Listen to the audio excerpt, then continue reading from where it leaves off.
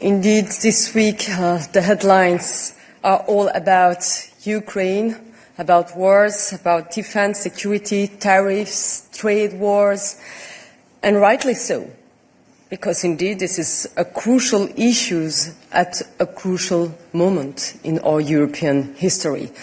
And so you might maybe ask yourself, is it really the time to focus on women's rights? Don't we have bigger fish to fry? No. On the contrary, these crises have a direct impact on the lives of our women and girls and their rights as well. So let's not fool ourselves. Everything is connected. So today's roadmap for women's rights is all about looking this reality squarely in the eye, to see where we are making life better for women and where we can do better. Yes, the European Union is still one of the best places in the world to be a woman. We have made some progress in important areas, but of course we should be proud of that, but there is room for progress. But in the 5 past years, we have made progress in areas such as pay transparency in the workplace, gender balance on company boards, violence against women, work-life balance for parents and carers, supporting victims of discrimination and affordable childcare and long-term care. Now we need to put this into action, and today's roadmap builds on this strong momentum. This roadmap comes 30 years after the Beijing Declaration and Platform for Action, which clearly stated human rights are women's rights, and women's rights are human rights. Yet today we are also seeing a worrying trend of attacks on women's rights, both in the EU and across the world, such as rolling back sexual and reproductive rights and attacking diversity and inclusion policies, to name just a few. This roadmap charts a clear path for where we want to go for a more equal and a healthier European Union. It reaffirms that the EU is 100% committed to the fundamental right of gender equality. This roadmap sets out a long-term vision for gender equality, putting women's rights at the heart of all EU policies and actions. And let's not forget, gender equality is also good for men. For instance, by emphasizing the importance of work-life balance and flexible work arrangement, and by strengthening our economies, leading to increased household incomes and greater prosperity. It also focuses on the challenges of today by addressing the opportunities and risks from social, economic and technological changes.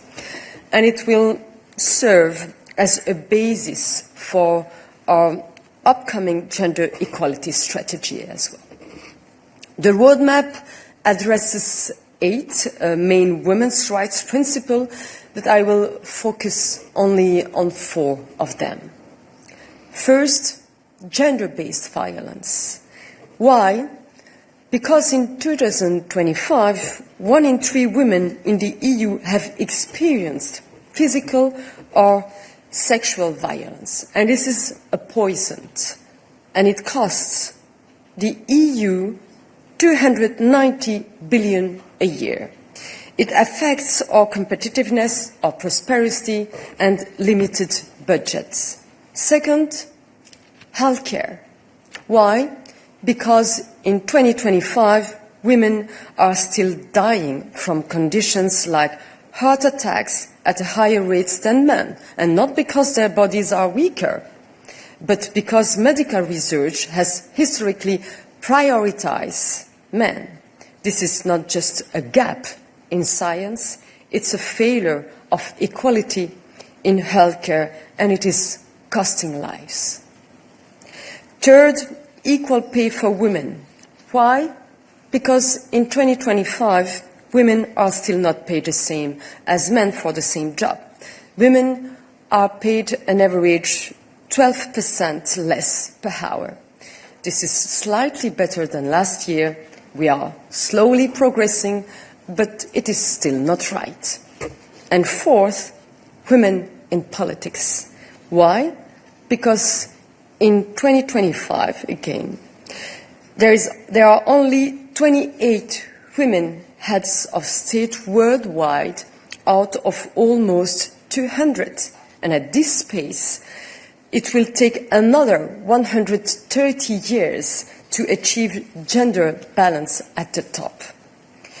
Europe thrives when its women and girls thrives. Gender equality is not up for debate. It should be as natural as the air we breathe. Questioning women's rights is questioning progress. This roadmap is our guiding light for more progress on women's rights. It keeps these issues front and center. When women are not at the table, you know that they are at the menu. And we need everyone at the table, including men. It is about values, but it is also about our economies, our competitiveness, our security, and our place in the world. Next week, at the UN Commission on the States of Women in New York, I will present this roadmap as our vision for the future. Fairness and equality are everyone's business. I will work to get all the European institutions to join the roadmap, to take ownership and to transform it into reality. Thank you very much. Thank you, Commissioner. Now we have time for your questions.